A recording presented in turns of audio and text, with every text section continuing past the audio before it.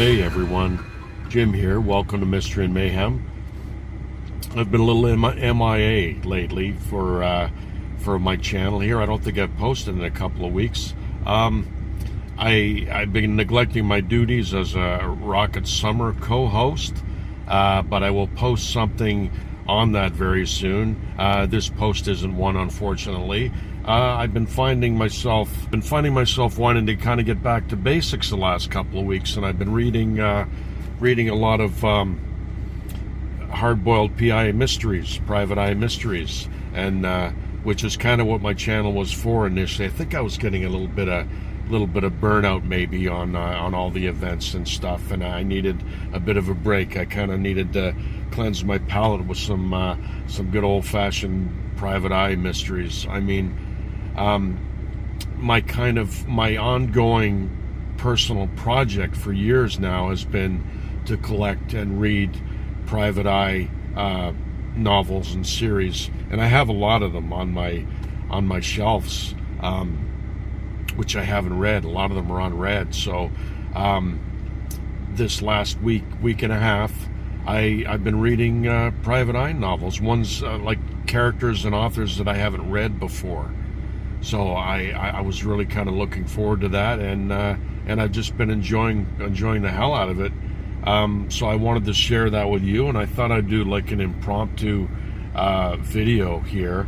I don't have my books with me. I don't have my notes with me, so I'll try to wing it. So the first one I read was a Dan Simmons novel. And I'd read Dan Simmons for the Terror as a group read. That's the first time I read Dan Simmons, but he very prolific author, and he wrote a PI series.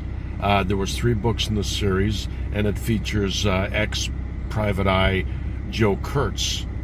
And I only have the 2. I have number 2 and 3, Hard Freeze and Hard as Nails. The first book in the series is Hard Case, which I don't have and I haven't read, but so I kind of started it in the middle of the series because I wanted to read them, and I really liked it. You know, I mean, Dan Simmons, he's a great writer. Joe Kurtz is based in Buffalo, New York, and you know, it was a standalone story, but the 3 books, from what I can gather, have an ongoing story arc between the 3 of them. So my goal now is to find the first book in the series, preferably in a mass market paperback, and I'm sure that'll turn up. Things always have a way of of showing up one way or the other, either at a used bookstore or I find it online, you know. So yeah, and I really enjoyed it. Joe Kurtz is kind of like, he's a PI, but I mean, if you've ever read a Jack Reacher novel or a Parker novel by Richard Stark, Donald E. Westlake, it's kind of got that kind of vibe. It's not your traditional PI, but there's traditional PI stuff in there. But he's also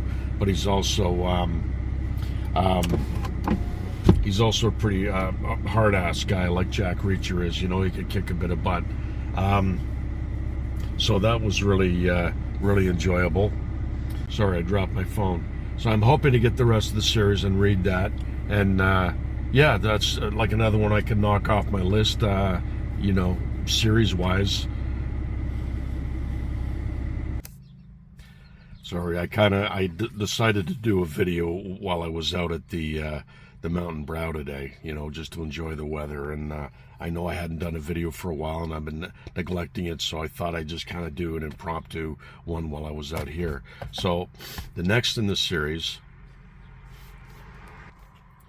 the next book I read was John Marshall Tanner novel by Stephen Greenleaf. Now, he's more of a traditional PI, much more in the Ross Macdonald school of private eye fiction. A little convoluted, but not in a bad way. Very, you know, it's a very complex story, and the character's very introspective. You know, he doesn't go around kicking ass like Joe Kurtz does, but you know, he's the type of PI that wants to get to the truth, and that's the stuff I like. You know, I mean, I started out reading Raymond Chandler and then Ross McDonald, so John Marshall Tanner is right up my alley, and Stephen Greenleaf just does a brilliant job on them. And I think there was like 14 novels in the series. Maybe there was more, 21 novels maybe. But then he finally gave up on them because he was around the time when private eye fiction kind of went out of fashion, and he just decided not to carry on with them anymore, which is unfortunate because they're so good, you know. So that's Stephen Greenleaf. He did a really good short story called Iris with the same character, John Marshall Tanner, or just Tanner, and that's been reprinted in a lot of private eye anthologies. So if you get a chance, keep an eye out for that short story if you don't want to find his novels. So yeah, the next one I read, and I'd read a couple short stories by him, Rob Kantner, and he's got a lot of short stories with the character Ben Perkins. Now, he started out in short stories in Alfred Hitchcock Mystery Magazine. That's where the character started out. So, I mean, there was tons of short stories throughout different anthologies and, you know, digest magazines, mystery digests. And, yeah, those are brilliant. They really are good. That's more of a mixture of you know, traditional PI stuff and, you know, more hardcore kind of, you know, Mike Hammer, Jack Reacher kind of stuff. He's a big guy. You don't want to mess with him. And he actually runs an apartment complex as his main job, and he's also has his private eye license, so he deals with cases and things like that in the book. So that's the first one, called Dirty Work. That's the first one of his I've ever read, and I really enjoyed it. I really had a lot of fun, you know, reading these. So again, these are all series I'm going to have to look for more of them. And I had so much fun reading these, you know, just kind of, like I said, getting back to basics. The next one I read, was I going to tell you more about Rob Kantner? Like I said, I don't have my notes in front of me, so I'm trying to wing it, and I'm not good at winging it.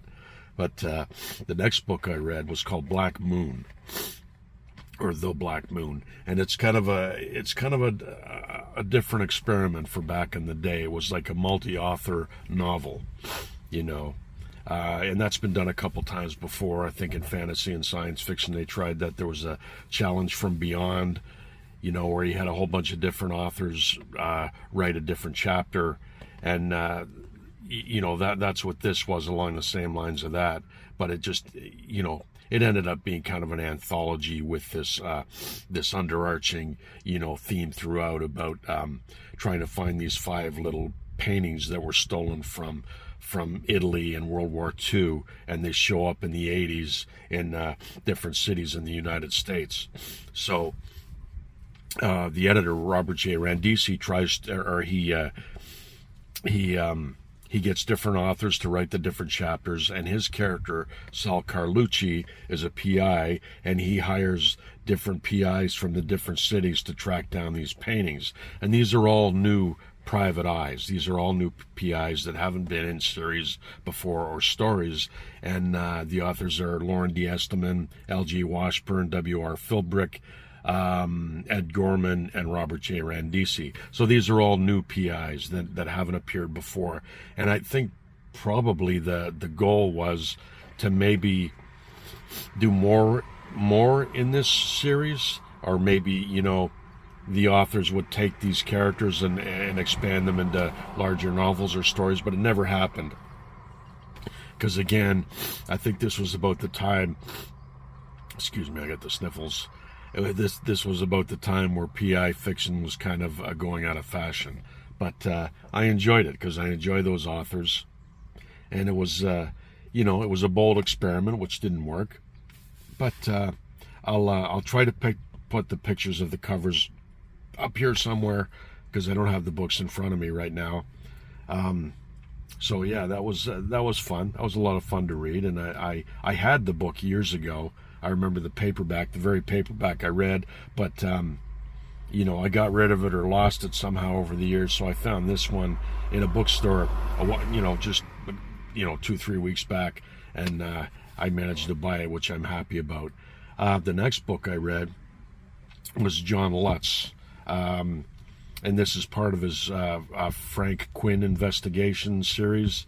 And he's a PI, but he's not really a traditional PI. It doesn't read like a traditional PI story because he's got this this